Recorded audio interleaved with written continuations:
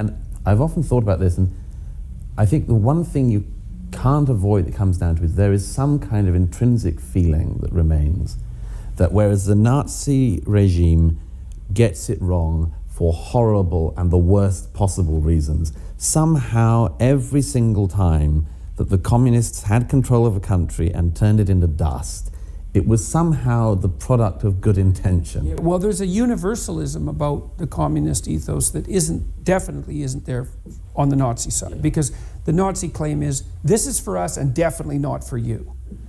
And so the exclusionary principle is built right into the beginning, where right at the beginning. Whereas on the communist side, at least in principle, if not in reality,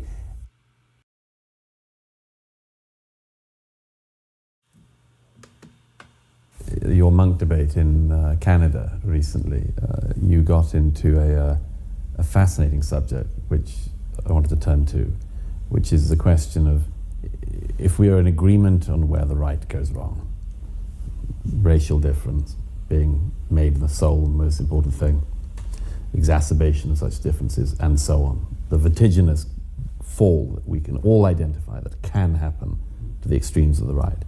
If we identify that, you, I think, quite rightly said to your debate opponents there, where is it that the left goes wrong? And rather like your conversation with the panel on Bill Maher about Trump voters, absolutely nobody was able to even understand what you were starting to get at, and nobody picked you up on it. So I wanted that was a question that just went nowhere. Just evaporated. And it seems to me that, and obviously we're speaking in London, we've had massive changes on the political left in this country in the last 2 years. This question of where the left goes wrong seems to me a crucial question. Absolutely vital. It's absolutely crucial. Yeah, and it's a question that intellectuals in particular, I would say, are at terrible fault for not addressing over the last virtually 100 years. Because the intellectuals, roughly speaking, have been complicit in failure to define the excesses of the left. Why is that? Well, I think it's partly because intellectuals tend to be left-leaning. So the best predictor for leaning left is a trait called openness, which is associated to some degree with cognitive ability, but more importantly with creativity. And so left-leaning people don't like boundaries between things, and which is also why I think the left-leaning people can't draw boundaries within their own domain. They don't like borders, well, as we can certainly tell. I mean, they'd rather have the borders open. Well, why? Because the more open the borders are between things, the more opportunity there is for information flow. And left-leaning open people like information flow. They think, well, the net benefit of free information flow is positive. It's like, fair enough. But that doesn't mean that there should be no barriers between things, which is the conservative perspective. And because many of the forms of information, it's not only information that flows across open borders, it's all sorts of things that flow across open borders. And so, and things get muddy and confused if there's no conceptual differences between people. And so there's an argument between the right and the left about where the borders should be and how porous they should be. And that's an argument that always has to occur. The problem on the left is that clearly, absolutely, indisputably, Hi, Frank Jordan. Can go too far, and the evidence for that is the catastrophe, like the catastrophe of Auschwitz, the catastrophe of the Nazis. All that death and suffering is evidence of wrong, which is accepted by the left.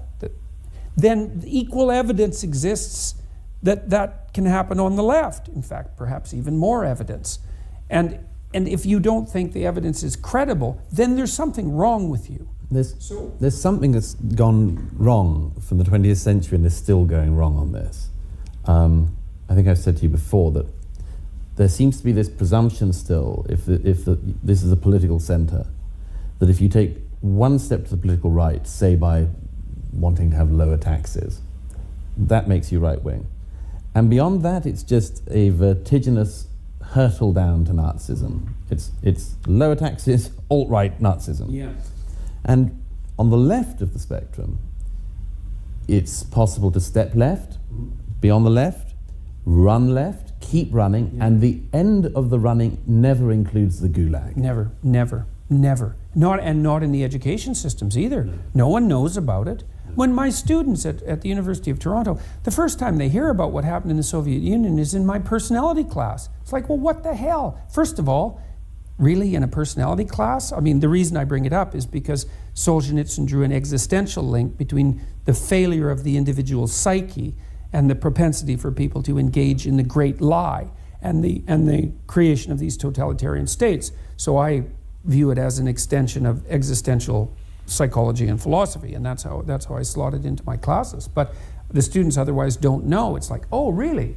We had 100 million corpses pile up and damn near put the entire planet to the torch because of the tension between the West and the radical left. And, well, we're just going to sweep that under the rug like it never happened. It's like, well, what? Okay, so then it's very easy to be extremely annoyed about this and even morally outraged, and it's hard to avoid the temptation. But there is actually... Well, Jordan Peterson, they're trying to be, I think, a little politically correct with what the left tries to do in terms of hide its horrors, sweep them under the rug, obfuscate, don't talk about it. Don't talk about what happened with communism, with socialism. Don't talk about what happened with Mao in China. Don't talk about, what happened with Stalin in Russia. Whitewash everything. But everything on the right, put it out there full bore in neon lights. Slavery, imperialism, colonialism, all land grabs, just taking the massive wealth from every other place and just using it for themselves to establish the West domination, right? That's all you always hear. And then Douglas Peterson, and then Douglas talking about that line that, if you're conservative and you're at center and you step one thing to the right, no matter what that is, and he used the word taxes, but you could say anything to the right that you put inside there. The next step that you take, boom, alt-right, white supremacists. And they do this with everybody. Diversity of thought? No. Diversity of opinion? No. And that happens so often to minorities within the conservative movement. Blacks. As soon as you go off the plantation, you know what? You're a white supremacist. I'm a white supremacist. How white do I look to you guys? Well, there is some white here, obviously. And I've got some other places on my body that are pretty white. Okay? Not going to show you today. We'll leave that for another show. But I'm just saying, okay? But it's not groupthink. I don't slot into the leftist definition of where they think I should be at politically or socially or socially or economically. That's the difference here. But like he was saying, but on the left, because they control everything. They control the media. They control the Google networks. They control the alphabet, media establishment. They control academia at the colleges and universities with like 99.99% of all the professors and teachers out there, leaning left. So when this thing happens, that's exactly what you're going to get. And that's why we have to continue to fight it. And we are fighting it through people like Peterson and Murray and Weinstein and Rogan and Knowles and Walsh and, you name all the others that are out there. So many. But this is what we have to fight with every single time you get into a conversation. And the left, with their linguistics, is very good at using language to put people into certain categories and to categorize them. And we've just got to learn that lingo and to literally throw it right back in their faces. Anyways, let's get back to more of the conversation between Douglas Peterson and Douglas Murray, and we'll do so. That's what we have on tap for you today, folks. You're watching the Dr. Nasser Sheikh Show. I'm your host, Dr. Nasser, where I give you my political prescription from my political perspective of what happens when these great minds like Peterson and Murray collide with social media, academia, religion, politics, culture, government, policies. They all come crashing together. Let's get more of the conversation right now. Problem here, I think, and it's one that the right is perhaps just as incapable of solving. And this is the issue that you brought up. It's like, okay, exactly when do things go too far on the left? And the answer is, we don't know. And it might be because there isn't a single issue on the left that marks out the degeneration into pathological ideology, like claims of racial difference that support the notion of superiority do on the right. So maybe it's a pathological combination of 5 good ideas, something like that. Like, I believe now that there's a nexus of ideas that mark out the left as too extreme. Diversity, inclusivity, equity, it's kind of like a mantra. White privilege, that's not a phrase that I'm very fond of. And claims of, and exaggerated claims of systemic racism. It's something like that. So, as well as what would you call the verbiage around the oppressive patriarchy. Right. Jesus, that's a complicated box, and there's an interaction between all those terms because, well, you can make a case for diversity. Like, should all elementary school teachers be women? Well, perhaps not. Should all nurses be women? Perhaps not. Should all plumbers be men? Well, perhaps not. Like, you might. Do you only have fairness when you have more female engineers? Yes. Well, and to what if we're going to have a society where men and women are competing on a roughly equal basis? Do we want a situation where all the engineers are men? Perhaps not. And I mean, I don't know the answer to these questions because because choice matters. So each of these individual leftist propositions has a domain of reasonableness about it.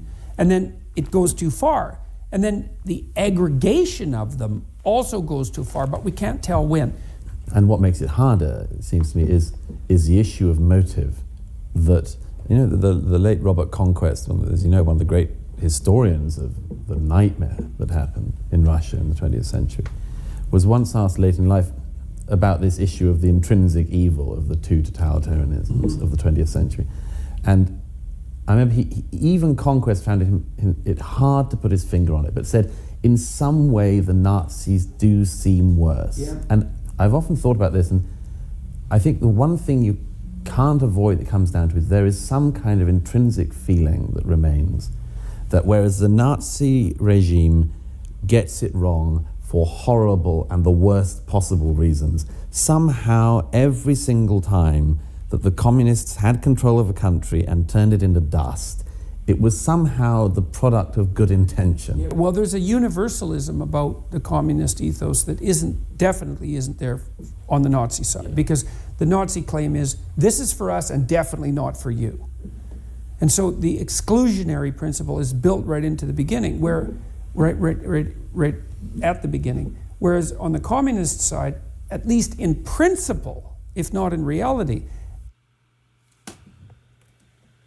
the coming utopia was for everyone. And there was the song of the brotherhood of man, and the idea that people could be included regardless of their origin. So that seems like part of it, is that there's an evil built into the principle itself that the Nazis that ran with, that is absent with the communists. But the truth of the matter is, to some degree, that it didn't matter because the tally of bodies was equivalent on both sides of the equation. And so even if there's the lack of a certain toxic principle at the outset of the communist doctrine, it doesn't make it one whit less catastrophic. And it might even be worse in some sense because you can't put your finger on it.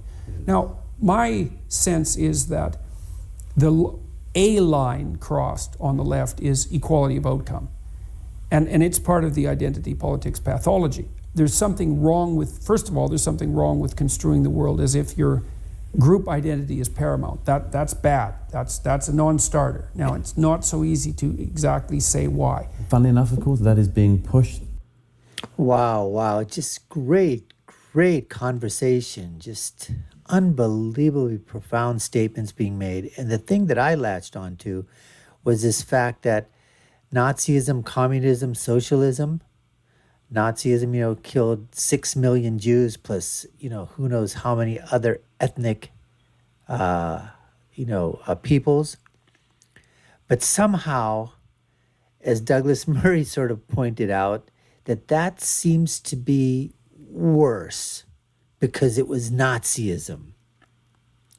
And that even though communism and socialism killed over 100 million people in the last 100 years, and that anywhere that communism or socialism has been tried, it's literally brought those nation states, those civilizations, and just absolutely obliterated them. Still, it sort of gets a pass by the left. Why? Because it wanted to do good. Communism and socialism were supposed to equalize it for everybody.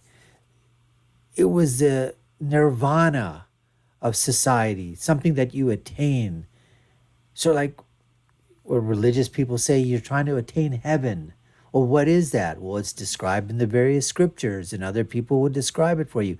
And you have to try to, and that's where you attain. And atheists say there's nothing like that. So why do you even try to go for it? There's nothing good in heaven. There doesn't exist. There's no place like heaven or hell. That's what you're hearing from the agnostics and the atheists. And from the left, they always are trying to push this notion and try to sweep it under the rug. You know, give communism a pass for the deaths that it created, the misery that it created for the people that, that lived under the totalitarian rule of those people that were in power under socialism and communist dictatorships. Forget that stuff. The people died, people suffered, they didn't have enough food. But you know what? They were trying to make it an equal society. They were trying to give everybody the same chance. The lowest person is as equal as the highest dictator. That's what they were trying to do. Fascinating discussion. Really, really great stuff, folks. You've been watching the Dr. Nasser Sheikh Show. I've been your host. My name is Dr. Nasser. If you haven't done so already, we'd love for you to subscribe to the channel. If we've earned that subscription, check off the box, hit that subscription button, like, share, and follow us. You all know what to do. Take a look at our video links. They're here and below. My final thought is always, when you're right, you're right. And when you're left, you're wrong. Until next time, folks, take care and stay safe.